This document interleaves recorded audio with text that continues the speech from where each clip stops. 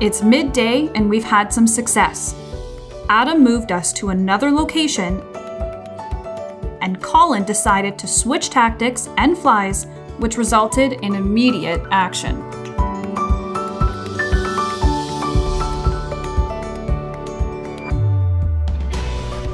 Beauty. When you get, I don't know if you're gonna have a chance here, but those, see that mark right there? That's a fish right up there, 30 feet in front. Oh, it's a nice one too, Colin.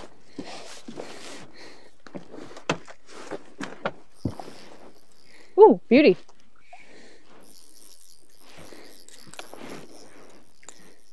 So Adam, what I was doing, I got the full intermediate line and I put on the vampire leech and I was just doing what you told me to do. Go really slow. That's a nice fish.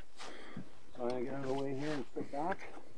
I'm using 4X tippet on this guy, which is plenty strong, and just bowing to the fish. You got shoulders. Beauty. Yeah. All right. There's a good fish. I seen him sitting out there, I swear to God, on that graph. It's unbelievable.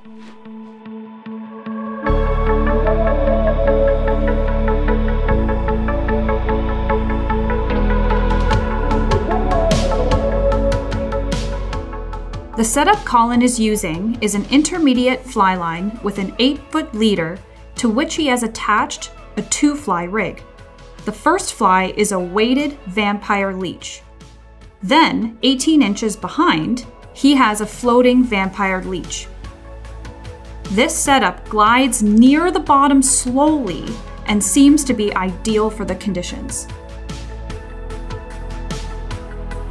Good one, Colin, or?